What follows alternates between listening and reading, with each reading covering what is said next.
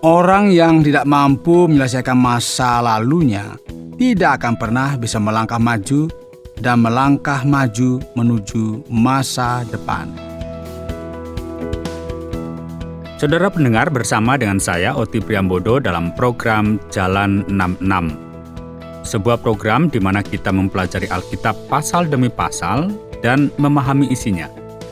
Bersama Pak Yohanes, narasumber kita, hari ini kita akan mempelajari kitab Yosua pasal 23 dan 24. Ini adalah akhir dari rangkaian studi lainnya, dan kita akan segera mengakhiri kitab Yosua dalam Perjanjian Lama.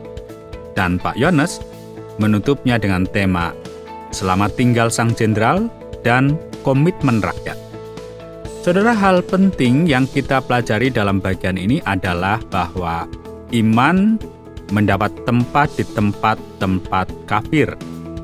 Apakah Anda masih mengalami kesulitan hidup?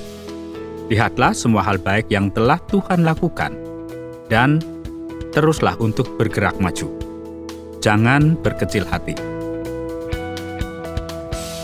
Puji Tuhan, masih diberi kesempatan bagi kita untuk belajar kebenaran firman Tuhan.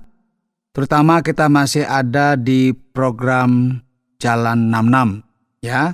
Dan kita saat ini akan belajar dari kitab Yosua pasal 23 sampai dengan yang ke-24. Masih bersama saya, Pendeta Yohanes. Saudara, pasal 23 itu ada satu bagian yang perlu kita lihat, ya. Setelah waktu yang lama berlalu dan Tuhan telah memberikan Israel istirahat dari semua musuh mereka di sekitar mereka, Yosua yang saat itu sudah sangat tua memanggil seluruh Israel, tua-tua mereka, pemimpin-pemimpin, hakim-hakim dan pejabat-pejabat, dan berkata kepada mereka, "Aku telah tua dan sangat lanjut umur, dan kamu ini telah melihat segala yang dilakukan Tuhan Allahmu kepada semua bangsa di sini demi kamu.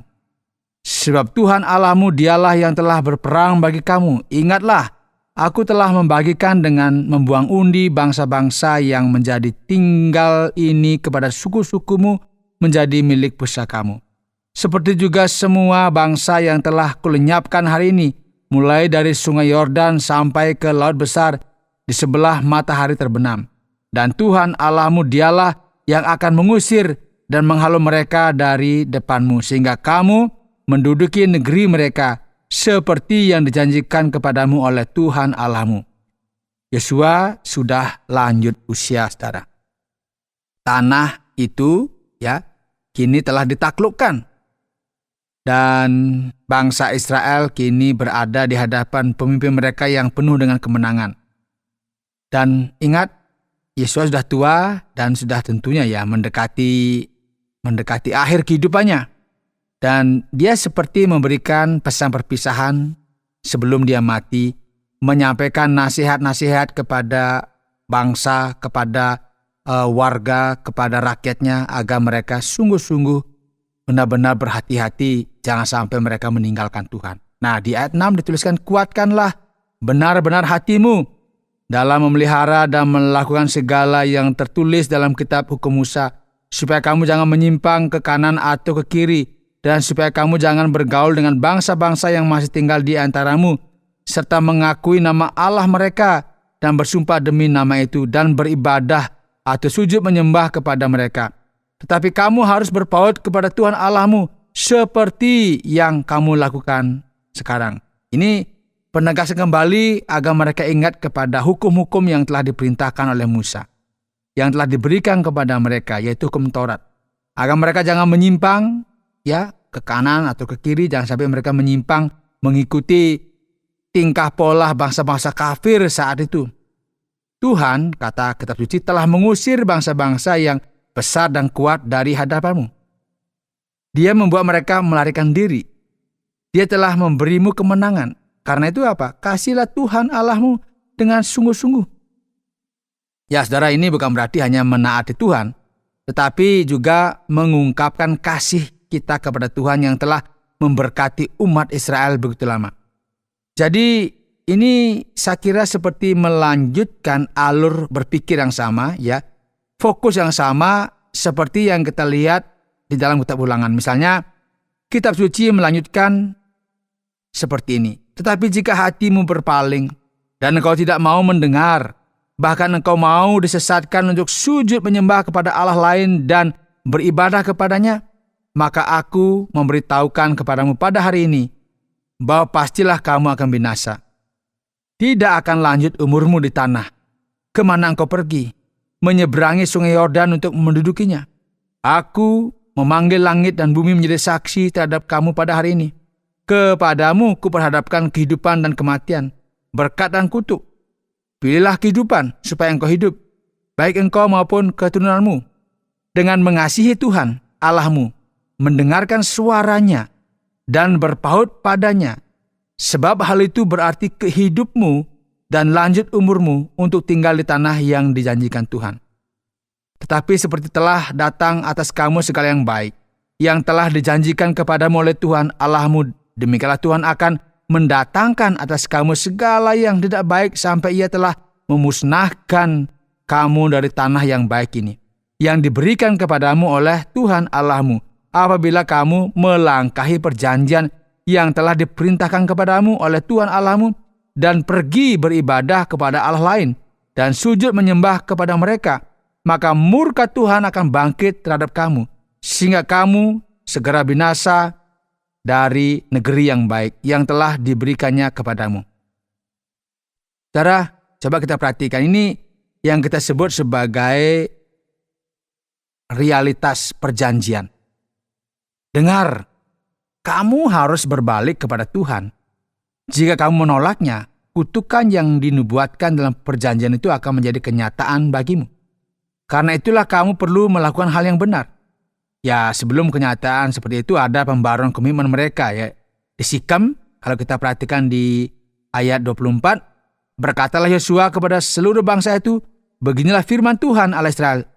Dahulu kala di seberang sungai Efrat, disitulah diam nenek moyangmu yang diterah, ayah Abraham dan ayah Nahor, dan mereka beribadah kepada Allah lain. Tetapi aku mengambil Abraham bapamu itu dari seberang sungai Efrat dan menyuruh dia menjelajahi seluruh tanah Kanaan. Aku membuat banyak keturunannya dan memberikan Ishak kepadanya. Kepada Ishak kuberikan Yakub dan Esau. Kepada Esau kuberikan pegunungan Seir menjadi miliknya, sedangkan Yakub serta anak-anak pergi ke Mesir. Ya, saudara, kita melihat kisah yang diceritakan kepada umat tentang kemenangan-kemenangan besar, ya. Ada berkat-berkat dan segala sesuatu yang telah Tuhan kerjakan di dalam kehidupan mereka. Tuhanlah yang menjadikan umatnya sebenarnya mengalami kemenangan di sepanjang sejarah mereka. Mungkin kalau kita tanya, kalian itu siapa? Kalian itu sebenarnya tidak ada apa-apanya. Karena itu, kalian itu harus betul-betul taat kepadaku, kepada Tuhan yang hidup. Karena kalian dulu ini kan penyembah ilah-ilah yang tidak kalian kenal. Sekarang Tuhan hadir di tengah-tengah mereka untuk memberikan kemenangan kepada mereka. Bahkan dibuktikan ketika mereka diperbudak di Mesir, ya, mereka dibebaskan. Mereka sekarang dipanggil supaya mereka menjauhi yang namanya paganisme. Bahkan mereka ketika menyeberang Laut Merah, Tuhan membelah lautan. Bahkan mereka juga sekarang sampai ke tanah perjanjian melalui tangan Tuhan yang kuat. Karena itu, ini yang dikatakan sebagai sesuatu yang harus diingat oleh umat saat itu. Karena kan Yosua katakanlah dia akan berpisah. Karena usia sudah lanjut, jangan sampai umat ini malah berbalik dan meninggalkan Tuhan. Ya, kitab suci mengatakan oleh sebab itu takutlah akan Tuhan dan beribadahlah kepadanya dengan tulus ikhlas dan setia. Jauhkanlah Allah yang kepadanya nenek moyangmu telah beribadah di seberang sungai Efrat dan di Mesir, dan beribadahlah kepada Tuhan. Tetapi jika kamu anggap tidak baik untuk beribadah kepada Tuhan, pilihlah pada hari ini kepada siapa kamu akan beribadah. Allah yang kepadanya nenek moyangmu beribadah di seberang sungai Efrat, atau Allah orang Amori yang negerinya kamu diamini. Tetapi aku dan seisi rumahku, kami akan beribadah kepada Tuhan. Saudara, ini penting untuk diingat bahwa melayani, kalau kita bicara dalam bahasa Ibrani itu menggunakan kata afad. Itu berarti menyembah pada saat yang sama. Jadi menyembah Tuhan itu berarti mengabdikan diri sepenuhnya kepada Allah. Oleh sebab itu, keputusan ini jelas ada di hadapan bangsa Israel saat ini. Pilihannya adalah silakan mau kembali ke masa lalu, kepada penyembahan yang terdahulu oleh nenek moyangmu yang tersesat dan sepenuhnya membawa masalah, atau berbalik kepada Tuhan. Jadi Yosua sangat jelas ketika mengatakan bahwa ia dan keluarganya akan melayani Tuhan, atau dia akan menyembah Tuhan. Ya, kita tahu sebelum ini ya, masyarakat memutuskan untuk meneguhkan komitmennya dan mereka dengan jelas mengatakan, coba kita perhatikan. Jauhlah daripada kami meninggalkan Tuhan untuk beribadah kepada Allah lain. Sebab Tuhan Allah kita, dialah yang telah menuntun kita dan nenek moyang kita dari tanah Mesir, dari rumah perbudakan, dan yang telah melakukan tanda-tanda mujizat yang besar ini di depan mata kita sendiri, dan yang telah melindungi kita sepanjang jalan yang kita tempuh. Dan di antara semua bangsa yang kita lalui, Tuhan menghalus semua bangsa dan orang Amori penduduk negeri ini dari depan kita. Kami pun akan beribadah kepada Tuhan, sebab dialah Allah kita. Ya, mereka semua berkomitmen untuk melayani Tuhan. Kemudian perhatikan apa jawab Yosua. Tidaklah kamu sanggup beribadah kepada Tuhan, sebab dialah Allah yang kudus, dialah Allah yang cemburu, ia tidak akan mengampuni kesalahan dan dosamu. Apabila kamu meninggalkan Tuhan dan beribadah kepada Allah asing, maka ia akan berbalik daripadamu dan melakukan yang tidak baik kepada kamu serta membinasakan kamu setelah ia melakukan yang baik kepada kamu dahulu. Orang Israel pun menjawab, tidak, kami akan melayani Tuhan. Kemudian berkatalah Yosua kepada bangsa itu, kamulah saksi terhadap kamu sendiri, bahwa kamu telah memilih Tuhan untuk beribadah kepadanya. Jawab mereka, kamilah saksi. Dan Yosua mengatakan, maka sekarang jauhkanlah Allah asing yang ada di tengah-tengah kamu, dan condongkanlah hatimu kepada Tuhan Allah Israel. Lalu jawab bangsa itu kepada Yosua, kepada Tuhan Allah kita kami akan beribadah, dan firman-Nya akan kami dengarkan. Pada hari itu, Yosua membuat perjanjian bagi bangsa itu, dan di sana di Sikem, ia menegaskan kembali ketetapan-ketetapan dan hukum-hukum bagi mereka. Yosua mencatat semua ini dalam kitab Taurat Allah. Kemudian ia mengambil sebuah batu besar dan meletakkannya di sana di bawah pohon ek, dekat tempat kudus Tuhan. Lihatlah, katanya kepada seluruh bangsa, sesungguhnya batu inilah akan menjadi saksi terhadap kita, sebab telah didengarnya segala firman Tuhan yang diucapannya kepada kita. Sebab itu batu ini akan menjadi saksi terhadap kamu, supaya kamu jangan menyangkal Allah. Setelah semua ini, setelah akhir dari yang penuh kemenangan ini, Sang Jenderal Agung akan meninggalkan kehidupan di antara hidup untuk selama-lamanya. Kitab suci mengatakan, sesudah itu Yosua melepas bangsa itu pergi, masing-masing ke milik pusakanya. Dan sesudah peristiwa-peristiwa ini, maka matilah Yosua bin Nun, hamba Tuhan itu, ketika berumur 110 tahun. Lalu ia dikuburkan di daerah milik pusakanya, di Timnat Serah yang di pegunungan Efraim, di sebelah utara Gunung Gaas. Orang Israel beribadah kepada Tuhan sepanjang zaman Yosua dan sepanjang zaman para tua-tua yang hidup lebih lama daripada Yosua dan mengenal segenap perbuatan yang dilakukan Tuhan bagi orang Israel. Tulang-tulang Yusuf yang dibawa orang Israel dari Mesir dikuburkan mereka di Sikem, di tanah milik yang dibeli Yakub dengan harga 100 kesita dari anak-anak Hemor, bapa Sikem, dan yang ditentukan bagi Bani Yusuf menjadi milik pusaka mereka. Juga Eliezer bin Harun mati, dan dia dikuburkan di bukit yang diberikan kepada Pinias, anaknya itu di pegunungan Efraim. Maka Yosua dan para pemimpin Israel lainnya mengucapkan selamat tinggal ya kepada umat dan menghadapi kematian mereka. Tetapi kata-katanya, nasihatnya, saudara, itu disampaikan dengan sangat jelas. Nah, dua bagian khusus dalam kedua pasal ini perlu ditonjolkan dalam satu bagian khusus. Salah satunya mengatakan bahwa keputusan dan keinginan Yosua adalah agar ia dan keluarganya melayani Tuhan. Komitmennya dinyatakan, ya. Lagi sekali, komitmennya dinyatakan dengan jelas, saudara. Bagian ini patut menjadi perhatian kita. Dan bagian penting lainnya, saudara, di sini merujuk pada komitmen yang dibuat umat di hadapan Allah. Mereka berkata, kami akan melayani Tuhan, Allah kami, dan kami akan menaatinya. Saudara yang dikasih oleh Tuhan, tidak ada pilihan lain. Tidak banyak pilihan. Saudara mungkin berpikir ada banyak jalan yang bisa kita pilih. Tetapi kenyataannya sama seperti orang-orang yang kita lihat di bagian ini. Mereka mengambil sikap untuk meneguhkan kembali komitmen mereka, perjanjian mereka dengan Tuhan, atau berpaling dari sesuatu yang benar dan akibatnya apa? Akan mendatangkan hukuman bagi mereka. Hari ini ya, mungkin meski keadaannya berbeda, semuanya nggak berubah. Kita memiliki kesempatan yang sama untuk apa? Membuat keputusan di hadapan Tuhan.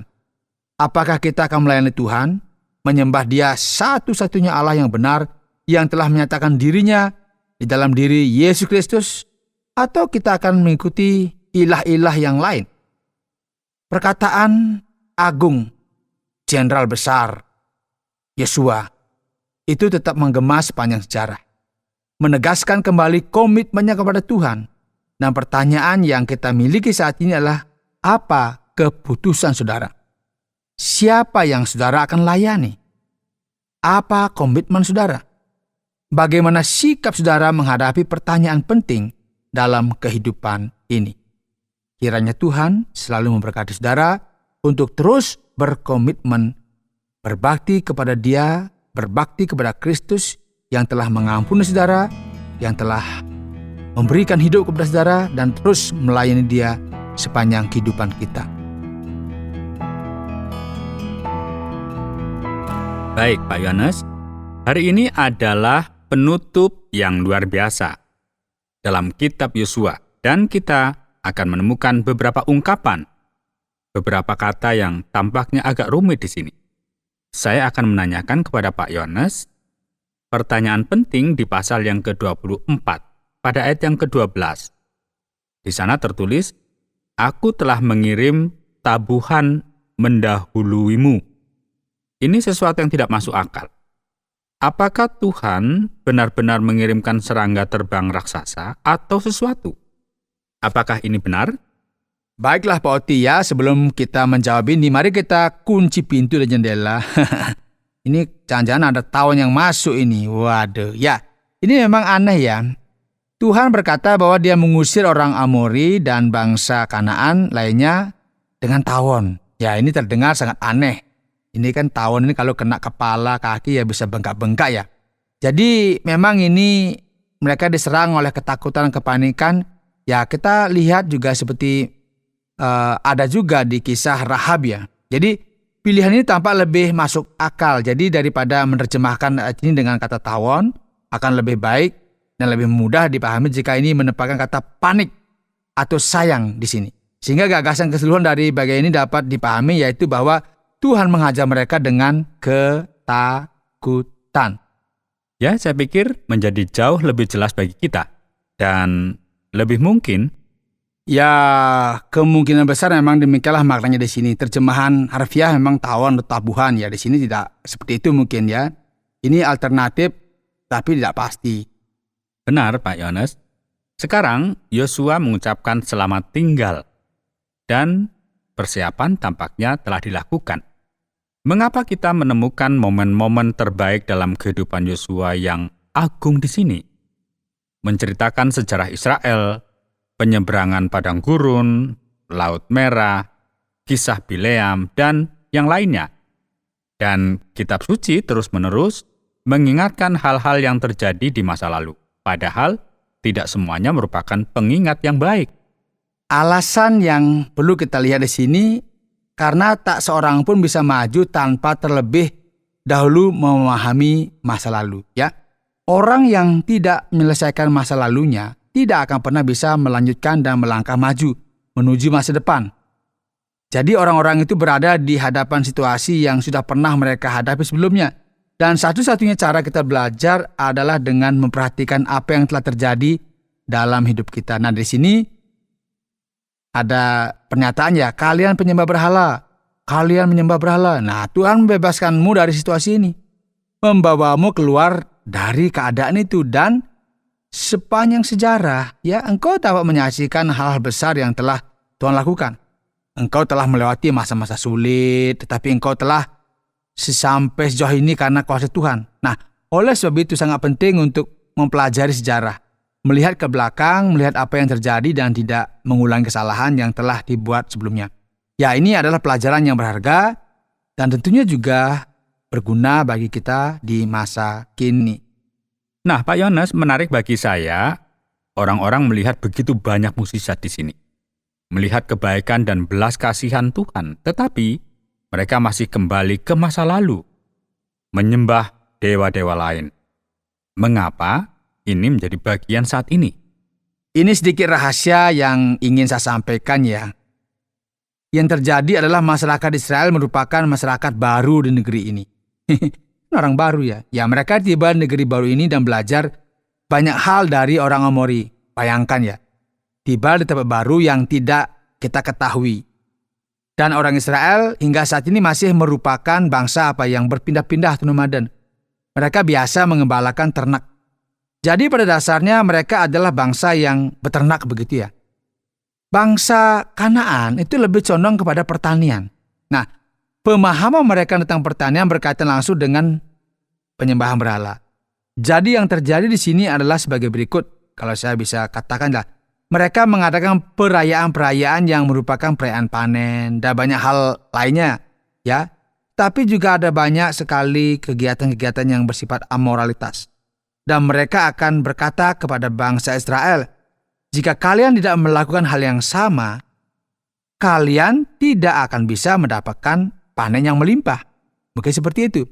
Jadi kita bisa melihat bagaimana seseorang akan tertarik pada hal ini dan ingin ikut dalam perayaan-perayaan pagan yang menjanjikan berkat panen. Ya, hal ini memang tidak dijelaskan secara gamblang dalam teks, tetapi kita akan menemukannya ketika kita mulai mempelajari apa itu agama Kanaan. Baiklah, satu pertanyaan terakhir Pak Yones, pada ayat yang ke-26 menyebutkan kitab Taurat, sebuah batu besar di bawah pohon ek besar, dan sebuah tempat kudus. Apa yang Yosua coba tunjukkan di sini? Dan apa sebenarnya yang diwakili oleh semuanya ini? Ya, bagian ini menarik perhatian kita karena Yosua pada dasarnya menandatangani sebuah perjanjian dengan penduduk Sikem yang merupakan tempat utama di mana kemah suci berada. Jadi ada sebuah perjanjian ya. Ia memberikan hukum dan ketetapan kepada mereka dan hal-hal yang ia tulis, kitab yang ia tulis termasuk dalam hukum Allah yang mungkin merujuk pada 6 kitab yang juga kita kenal sebagai Heksatut ya. Dengan Yosua termasuk dalam kelompok kitab ini. Jadi ada tadi kan 5, kemudian ada 6 termasuk Yosua. Nah, kita tahu bahwa hubungannya dengan kitab Ulangan sangat kuat. Dan di sini ia mengatakan bahwa ada sebuah batu besar di bawah pohon ek besar di dekat tempat kudus Tuhan. Ini menarik karena batu besar ini sangat umum dalam paganisme. Dan terlebih lagi pohon ek besar karena orang Kanaan merayakan kesuburan dan pohon-pohon besar di tempat yang tidak begitu subur sangat mencolok. Jadi yang akan kita temukan adalah bahwa iman Israel mengambil tempat di tengah lingkungan pagan. Ya, jadi mereka memiliki mereka bisa melihat sesuatu yang sebenarnya mereka mulai menyembah Tuhan begitu ya. Mulai menyembah Tuhan dan mereka mulai membayangkan begitu ya. Di mana kira-kira menyembah Tuhan, apa yang mereka lakukan. Jadi kita bisa tahu juga bagaimana dia menaruh batu di bawah pohon begitu ya. Dan lakukan ini karena mereka melihat juga apa yang dilakukan oleh orang Kanaan pada saat itu. Jadi ini yang harus kita perhatikan di sini. Karena itu tempat-tempat pagan yang ada saat itu diserbu. Ya dimusnahkan, dihabiskan. Tetapi tentunya kita tahu juga ini ada pengaruh-pengaruh yang dilihat pada masa itu yang membuat mereka ya sepertinya di sini juga boleh lakukan. Karena mereka kan baru saja memasuki tempat baru di Kanaan dan pengaruh-pengaruh itu masih sangat begitu luas. Sehingga ini menyebabkan mereka juga pada akhirnya sepertinya mereka juga membuat tempat sesuatu tetapi di dalamnya ada penyembahan kepada Tuhan. Nah, oleh sebab itu dalam kehidupan kita juga sebagai orang Kristen, jangan sampai kita melihat hal yang demikian, kita merasa langsung iman kita kendor gitu loh. Jangan-jangan begini. Kita harus ingat bahwa iman kita kepada Kristus, Allah yang begitu besar, yang begitu luar biasa di tengah-tengah kehidupan kita, sehingga kita tidak harus menjadi ketakutan, menjadi panik ketika melihat sesuatu, entahkah batu besar atau apa saja. Kita nikmati itu sebagai sesuatu yang ada dan kita melihat bahwa ada Kristus di tengah-tengah kehidupan kita. Terima kasih Pak Yones untuk penjelasannya. Dan bagaimana dengan kesimpulan akhir bagian ini? Ya, hari ini kita menyelesaikan perjalanan kita melalui kitab Yosua. Kita telah mencapai pasal 24. Dan tentunya kita melihat bagaimana ini bicara mengenai perpisahan sang jenderal dengan umatnya dan bagaimana komitmen umat juga. Dan pelajaran besar yang kita pelajari hari ini adalah layani hanya Tuhan saja. Sembahlah hanya satu Tuhan yang benar. Sebagai makhluk ciptaan, makhluk yang terbatas, saya dan saudara, kita perlu melayani Tuhan yang benar. Dan kita juga perlu melayani seseorang yang ada di tengah-tengah kehidupan kita. Hati-hati jangan sampai dalam kehidupan kita, dalam pelayanan kita malah mengkultuskan orang. Entahkah itu kita mengidolakan si A, si B, karena dianggap luar biasa. Hati-hati, karena jangan sampai kita terjebak dalam penyembahan-penyembahan yang sebenarnya Tuhan juga larang. Jadi hanya Tuhan yang harus kita sembah. Dialah Allah yang harus kita layani. Dialah Tuhan yang harus kita sembah. Hanya kepada Dia. Bukan kepada manusia. Sekalipun dia tenar, hebat, dan dia memiliki banyak harta, kekayaan, tidak. Kita harus menyembah hanya kepada Tuhan. Rasa hormat kita hanya kepada Tuhan. Ini berbeda kalau kita melihat menghargai orang, berbeda. Kita memberi pelayanan kepada orang, berbeda. Tetapi jangan sampai kita mengkultuskan manusia melebihi Tuhan. Karena itu layanilah Tuhan. Semoga Tuhan memberkati hati saudara dan kiranya Tuhan memberkati dari apa yang telah kita pelajari. Dan ke depan di hari-hari mendatang kita akan mempelajari kitab Hakim-Hakim di program yang sama, yaitu program Jalan 66. Tuhan memberkati kita. Baik, terima kasih banyak Pak Yones. Saudara pendengar, karena waktu yang tidak memungkinkan, kita akhiri program Jalan 66 kali ini. Kami menantikan Anda untuk tetap mengikuti pelajaran berikut dalam lanjutan pembelajaran Alkitab yang memberikan pelajaran menyeluruh tentang firman Tuhan. Jika Anda memiliki pertanyaan atau berespon terhadap topik berhubungan dengan program ini, silakan menyampaikan melalui WhatsApp ke nomor 081 333 777 386. 081 333 777 386. Terima kasih atas perhatian Anda.